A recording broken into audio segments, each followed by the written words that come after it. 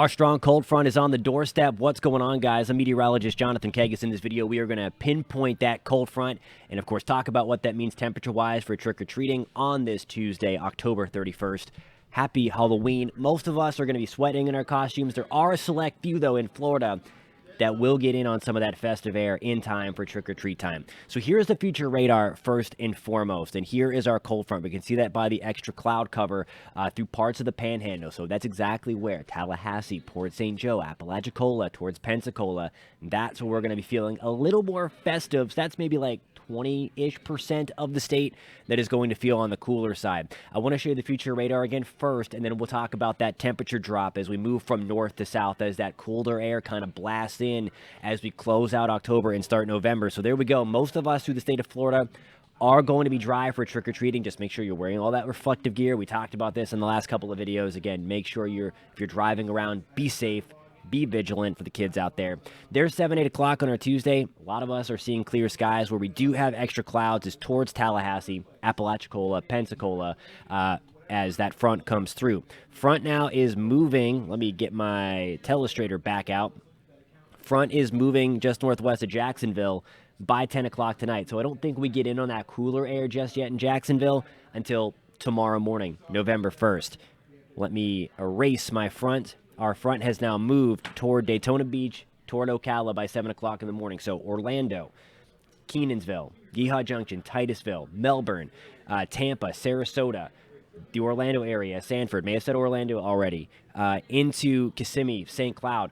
We are, I think, going to wake up on the warmer side on Wednesday, but then gradually our temperatures are going to be capped because that cooler air spills in for the afternoon. I'll show you what I'm talking about once we get into the temperature side of this. There goes our front. There's 2 o'clock in the afternoon. You'll notice the extra clouds. Maybe a stray shower along the coast. That's about it. And then we will watch those clouds push into South Florida. There's 6 o'clock on Wednesday. Really the only area, as you'll see in just 1 second, hanging on to a little bit of like really warm temperatures is going to be toward South Florida. And then eventually as we move into the Miami area, Fort Lauderdale, Marco Island. So here we go. This will kind of illustrate what I'm talking about a little bit better. So here we go, 6 o'clock, Tuesday, October 31st, trick-or-treating. You see where that cooler air is invading, just on that northwest side of Tallahassee. We're at 72 in Tally, Port St. Joe, 73, Pensacola. By 6 o'clock, we're in the 50s and 60s. So in parts of the Panhandle, you might want to have the jacket ready because that front means business and it's already crossing through. Note, though, we're still steamy in Ocala. Orlando, we're in the low to mid-80s by 6 o'clock. Tampa, we're certainly in the 80s, and then we're still sizzling in South Florida. As we get toward 8 o'clock, again, you might want to have the jacket on standby as that cooler air kind of blasts further east. There's the mid-60s in Tallahassee, Port St. Joe. It's drier air, cooler air. So you're going to notice the difference as soon as that front comes on through. Here's the interesting part. Here's 7 o'clock on Wednesday morning. That front has now gone through Jacksonville. It's going to be pretty chilly. I mean, it's really cold in the Panhandle. Upper 30s and low 40s. Central Florida is going to be split. Ocala, it's going to be a little cool. Not our cold this morning, but it's going to be cool for us. Cooler and drier in Orlando as that front is on our doorstep. Same for Tampa. It's going to be our noticeable change is going to be coming once we get into the afternoon, and this is what I'm talking about. So here is 4 o'clock. Our temperatures, I mean, gorgeous in Orlando. We're in the 70s. I think upper 60s. Sanford, Ocala, Daytona Beach, into Bunnell.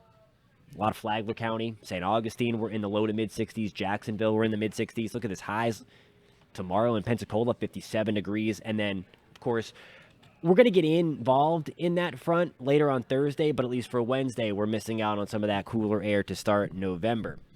On to the tropics. We're still watching this little disturbance here in the eastern Caribbean. It's Invest 97L now. It's got that tag. Now the Hurricane Center able to run its models on it. The good news for Florida is, again, this still does not appear as if this is going to come in our direction. It's not a 0% chance. We're still watching for this to potentially lift, depending upon the speed of the disturbance. It could round out the backside of high pressure and kind of lift back into the Gulf of Mexico. Some models do suggest that. Here are the main spaghetti models, though. The GFS is doing weird things here, kind of squiggling things around. That's the purple line, but you do see that little northerly jog. GFS ensembles in the light purple go here. TVCon, very popular model from the Hurricane Center right there. It's a consensus model, and it goes right towards the Nicaragua-Honduras border. There's also that kind of like lift up closer to Belize and maybe to the Yucatan Peninsula. For that, I want to show you the actual model itself, and we're looking for a consolidated ball. The GFS continues to be the more aggressive model of the two. So you see it right there. It's still broad. It's still kind of weak as it heads towards Central America. And then you see that little jog to the north. So we'd be watching that. The GFS wants it to hang out around Belize before eventually dying into the mountainous terrain of Mexico by the time we get towards November 9th and 10th. So keep that in mind, that still keeps it down there, whereas some of those were trying to turn it to the north a little bit yesterday. The European I'm showing you the GFS again. I think it loaded both in. The European keeps it very, very broad. It barely develops it, if at all, and then also takes it to the west.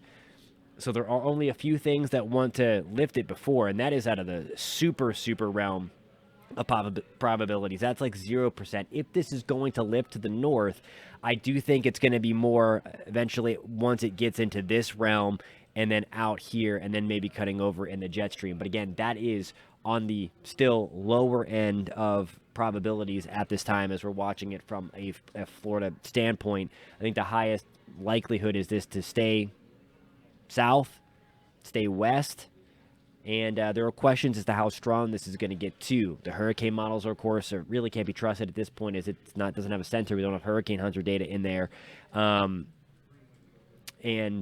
it will be fighting a little bit of shear on the northern side, it appears. So that may keep it in check as well.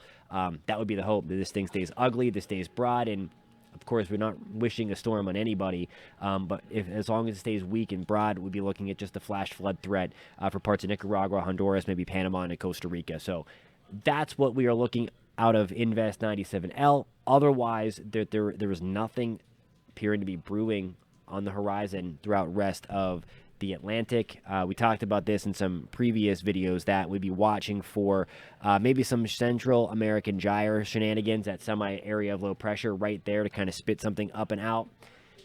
Nothing modeled right now, but that's something that's what we turn our attention to this time of the season, as we are now finally less than a month away from ending, officially anyway, the 2023 hurricane season. Thank you guys so much for tuning in. Again, if you found this content helpful, please give it a thumbs up. If you want to stay updated on all things weather in Florida and, of course, the tropics when we are in season or something is brewing out of season, you have to hit subscribe. And again, if you found this content helpful, again, please give it a thumbs up. It really does help us out a lot. One more time, if you're heading out tonight, please be safe.